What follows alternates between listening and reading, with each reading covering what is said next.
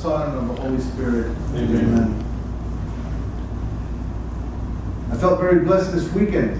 I had an opportunity to take the young man that you and I have been praying for several months now to enter the seminary in Grand Couto, Louisiana. I asked you to pray every time we met for Eric Couto, the Belen graduate who decided that after studying 4 years at Clemson University, he was going to enter and begin his formation as a Jesuit priest. It's bittersweet, the experience.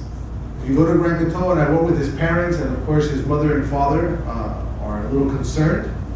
He's beginning this brand new journey, and I guess all the things that they process in their head about the fact that their son is going away and is going to spend the rest of his life as a Jesuit. And I guess as a mother and a father, you also think about the fact, well, you know, he's not going to provide for me any grandchildren, something that you have to take into consideration. And because that vocation to the priesthood kind of breaks the norm of what it is, you know, that most people do. You graduate from college, you get a job, you get married, you have your children, life goes on. And this is totally a break from that. And you realize that it's a vocation that God calls not only the individual, but He calls parents to as well. And it was made known to these parents about the fact that, you know, they are now part of this vocation and they are the greatest benefactors of the Society of Jesus. It's funny because, well, I don't know about funny, but the experience was that at the end, they enter on a Friday, and then they have a mass and a dinner, and then there's a meeting with the novice master, the one who's in charge of the novices. And this is the opportunity that parents have to ask any question they want. Ask anything you want, that question will be answered. But as soon as the meeting is over, as soon as the questions are over and the meeting's done, then the novice master makes sure that everybody has to leave. Parents have to leave the grounds. Kids are in, the novices are in, parents have to leave. This is the moment of the goodbye. This is like the moment of lamentations. And so I'm sure I'm there, and I say goodbye to Eric's parents, and I say to them, well, Eric, I'll say goodbye here, and Eric can walk you to the car. And so I shake his father's hand, and I go to his mother, and I give her a hug. And as I'm hugging her, I'm feeling her body shaking.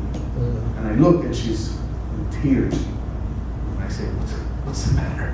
What's going on? She says, oh, very dramatically, mi casa nunca va a ser su casa. And you realize at that moment that for a mother it must be challenging, especially since there's so many questions about what's going on. But it was a beautiful moment also. The next day is the vow mass. This is now the opportunity that these young men, as well as all the Jesuits who were there, and the family members of the men who had been 2 years in the novitiate, now they're taking their vows, and they'll be going off to study philosophy. And some of the young men, there were 5 in total. 2 of them were going to St. Louis University, 2 of them were going to Fordham University, and 1 of them was going to Loyola Chicago. And the vow mass was a very beautiful experience. But I had a very, I guess, spiritual moment in that vow mass as I saw those young men kneeling there and professing those vows in the Society of Jesus, vows of poverty, chastity, and obedience. And I began to realize as I was listening to these young men profess their vows, I began to reflect on my own life. I began to realize that I'm a very unworthy disciple of Christ. There's an unworthiness to the life that I have been called that really astounds me. And even though I often pray about that in the spiritual exercises, it's one of those things that comes up, especially when you do the meditation on sin.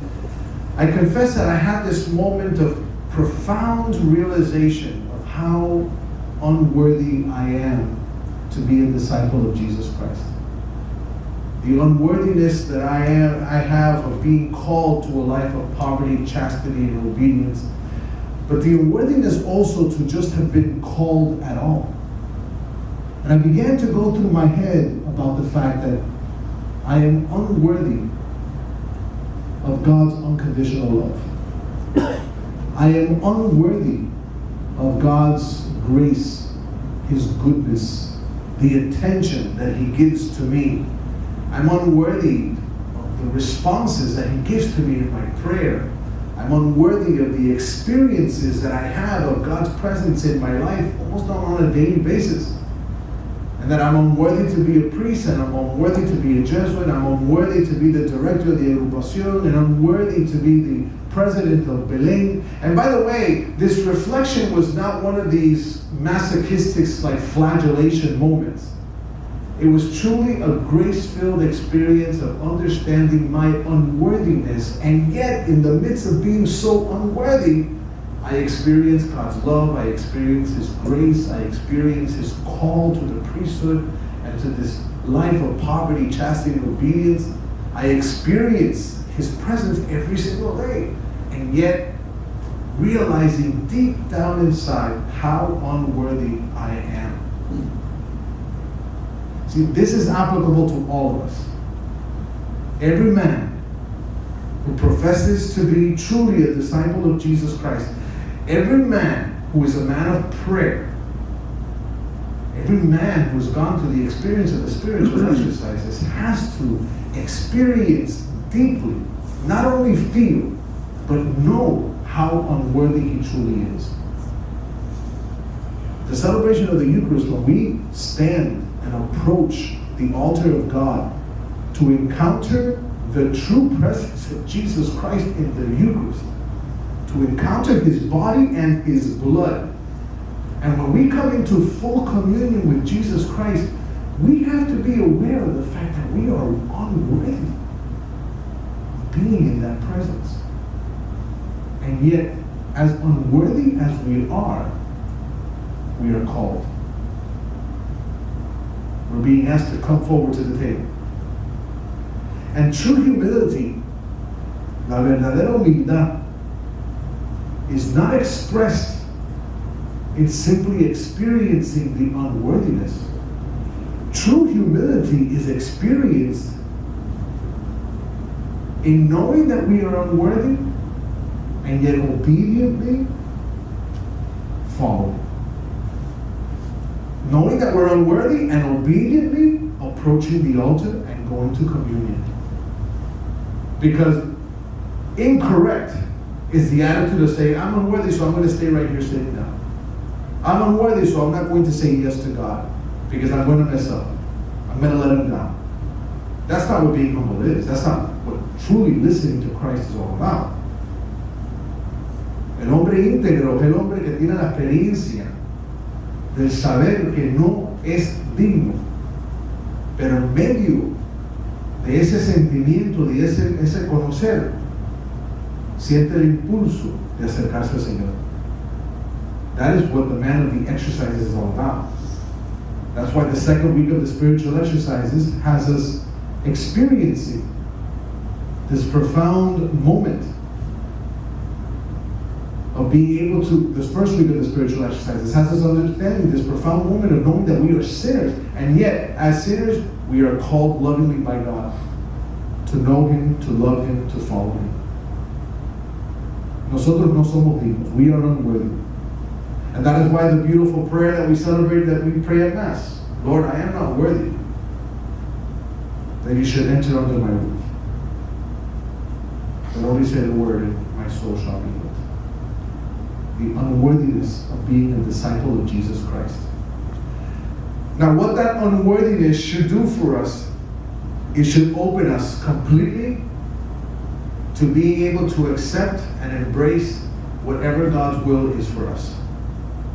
In other words, the unworthiness helps us to understand that we are not the ones who should dictate what should happen or how it should happen, but that we should very humbly obey and listen and follow the will of God in our lives. That's what the unworthiness should capacitate us, empower us to do. And the reason why I share this with you is because I love listening to the story of Moses. Moses is one of my favorite characters in the scriptures. Moses is this extraordinary figure that has this life that progresses over a period of time for his realization that God is calling him to serve. And he expresses on many occasions his unworthiness to do what God calls him to do. And yet Moses very humbly accepts and does what God asks him to do. And here's the most beautiful part, and it comes out in today's reading that Eduardo read for us this morning in the first reading. Moses listens to God. Moses obeys God. Moses confronts Pharaoh. Moses leads the people out of Egypt. Moses walks them through the desert for 40 years. Moses deals with their whining and their complaints. He has to resolve situations of people going hungry and thirsty. He has to deal with their infidelity. He has to continuously go up and down the mountain. He works tirelessly as a servant of God in order to get his people to the promised land. But here's the key. A promised land that he very humbly has to accept will never be a part of. Because just before he arrives, God very clearly says to him, you see the promised land out there in the distance? You will never get there. Moses dies before he arrives. And you think to yourself, here is a man who worked so hard for that prize, and yet very humbly has to accept the fact that he does not reach it. Somebody else will. Él prepara el camino para el que le va a seguir para entrar en la tierra prometida del Señor. And why doesn't Moses complain? Why doesn't he express his anger to God for going through this whole process and not seeing or being in the promised land? I think that Moses profoundly understood his unworthiness of what God had led him up until that point. And very humbly, in the midst of that unworthiness, very humbly accepted God's will. And extraordinary things happened in the life of Moses and the Jewish people.